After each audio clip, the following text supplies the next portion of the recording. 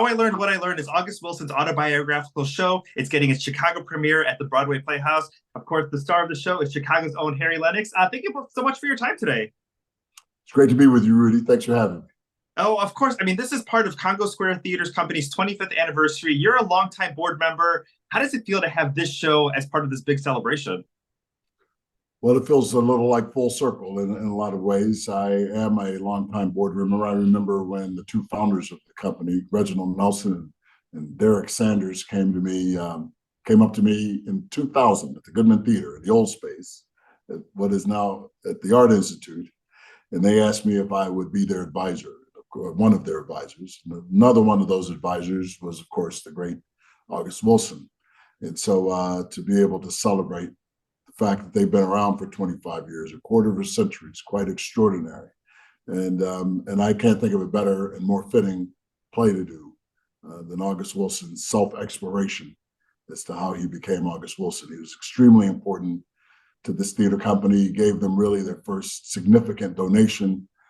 He championed them from the very beginning.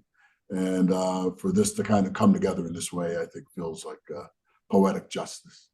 It definitely does. And, you got to work with him. You knew him. I mean, tell us a little bit about bringing him to the stage, because it's one thing to have a conversation and work with somebody and to portray somebody on that stage. I mean, that's a big responsibility right there.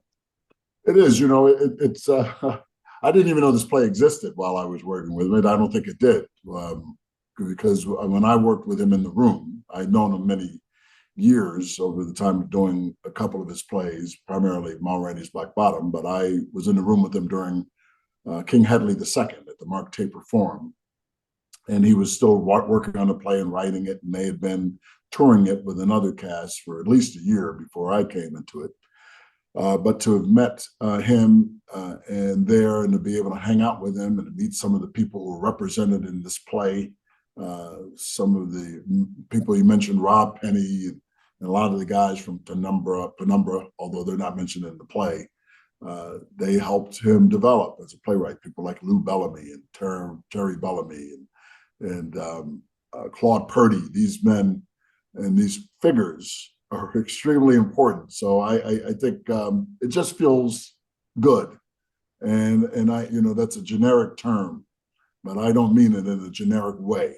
I mean, it feels like good can come out of this, even proof that even though somebody might not be here in life anymore, seeing this play, seeing himself represented by a guy like me, that his spirit endures, and that the theater endures, and his work will go on, and he will be represented in this capacity. I like to think that it would have been amazing if we could have seen Shakespeare write a self-examining play about being William Shakespeare and how he came to be that in his early years. I would have loved to have seen that, but we have the great privilege of being able to see this.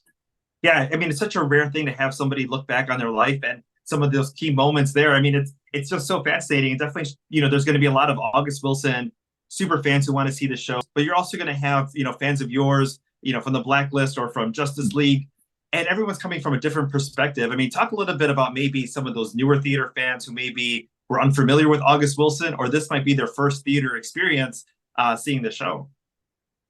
Yes, this will be, an interesting baptism, as it were, for people, the uninitiated into theater. For me, it's almost like a second baptism. I haven't been on a stage in very many years, about 16 years. I haven't been on a stage in Chicago in 20 years. And I haven't been in a play involving the Goodman Theater in 24 years. So this is really quite a long time. But I think that the theatrical experience is unique. It is not the same as going to see a movie or seeing television, where you actually can get the thing brought into your home now, where you can have this experience with these huge TVs and it seems bigger than life. I think the theater can do that too, but you actually are in that life. You're in that world. You have to go out to see a play. You have to go into that space, that sacred space in many cases. And it seems almost like a pilgrimage of sorts. And I think that could not be more fitting than to be able to look into the exquisite mind the exquisite creative mind of America's most celebrated playwright in the 20th century. And so I think it will be experiential. It'll be to some extent reverential, and I'm glad to be able to do it. You know what? One of the things that I love, especially about a show like this, is that sometimes you leave and you want to talk about it with either the person you came with or other audience members that are exiting the theater at the same time. Talk a little bit about those themes that August Wilson is talking about in the show that are still so current, today, that so many people can relate to. Well, I think many of these themes are relevant. Poverty, for example, urban renewal, urban blight, educational system, where it fails and perhaps where it succeeds, the ability to seize the American dream, no matter who you are, no matter what the experiences with that dream have been for hundreds of years for some of us, but the fact that America is still a possibility. There's a particular moment in the play that I think it speaks to me about John Coltrane, where August says, it remains one of the most remarkable experiences of my life to see these people stunned into silence by the soaring music of John Coltrane and the power of possibility of human life. And I think that's what it is, no matter what, as America, this American experiment has allowed us really to, in a way that no other country has ever been able to do. And I think August Wilson understood that the possibilities of America are still great.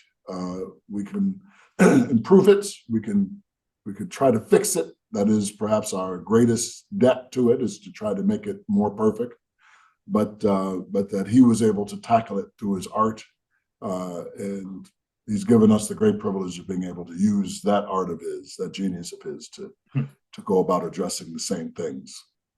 Awesome. We cannot wait to see the show. Definitely go check it out April 20th through May 5th at Broadway Playhouse, BroadwayInChicago.com for those tickets. How I Learned What I Learned, the autobiographical show of August Wilson. Harry, thank you so much for your time today.